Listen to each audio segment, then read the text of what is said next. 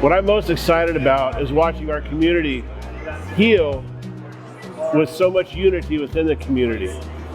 When the town burned down, we lost the buildings and we had so many broken hearts.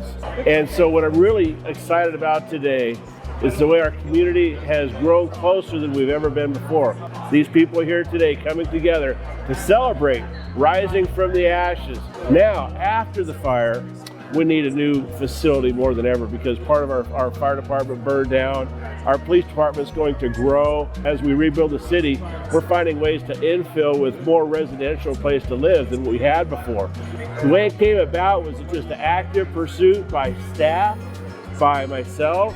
We've got a great staff. We've got a great leadership with Eric Swanson and Joe Slaughter. We already had the concept to come up with ways to, okay, how can we get that money? Well, without the fire, we never would have been funded for this because this came from state legislature. It was fire disaster recovery. And part of our recovery, this definitely had to be on the list.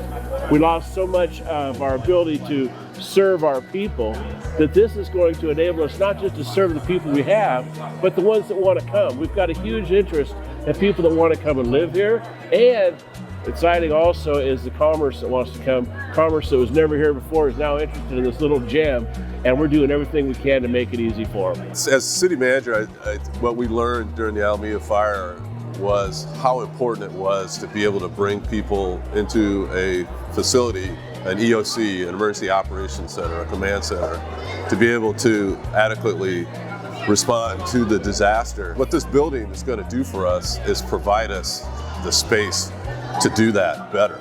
It's also going to provide us the emergency generator and backup so that we can continue to operate because we have all these things designed in this new building that will allow us to respond better, plan better, and I think overall facilitate more of an effective response. As the city manager who was here during that response back in 2020, September 8th, 2020, the need for this type of facility was really evident, and I think we're getting that with this new building.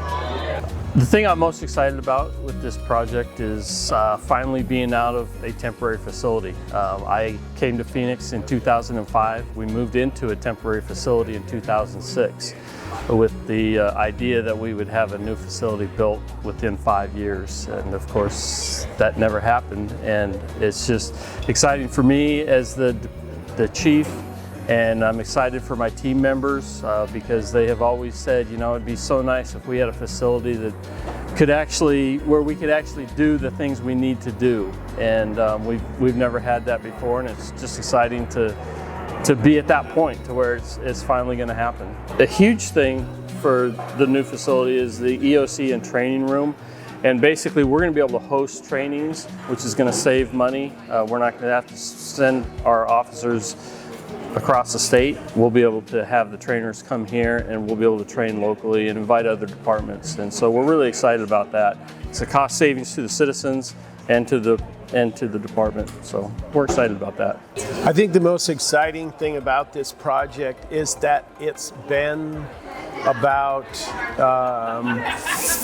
4 years in the making. We originally brought the concept of a combined public safety building to the city in 2018 as part of the master plan process. And unfortunately, the Alameda fire drove this project because now we found ourselves without a fire station and saw how vulnerable City Hall was and the police station. So now we're going to be able to efficiently combine all three of these entities, City Hall, Administrative Services, and Police and Fire, into one building. So now, after what will be 3 years, we're going to be back with a 24-hour presence, and we will have staff fire station. The facility is going to be incredibly efficient. It will be able to house not only our personnel, but our apparatus, and we'll be able to serve the public. It will improve our response times, and the best thing about it is we didn't have to raise taxes to do it. And it's built back, and it's going to be better than what it was originally. Through all of this, it only happened because we had a partnership. We had a partnership with the architects who originally designed and the concepts. We had a partnership between the city and the county and the state and the federal government to pull this together.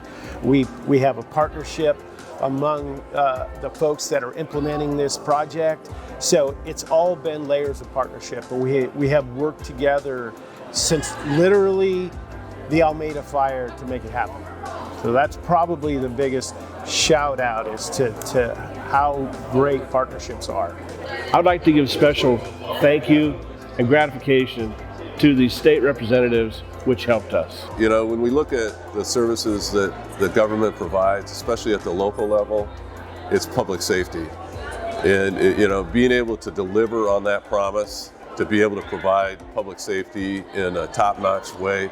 And a building just alone doesn't do that. It takes people to do that.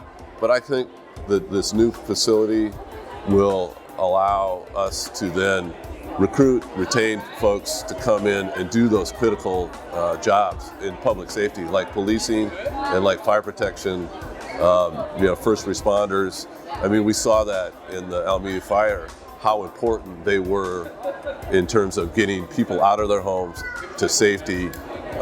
Remarkable job they did. So again, it's not just the building, it's the people, but I think the combination in the public safety aspect of this is critically important for the future of our community.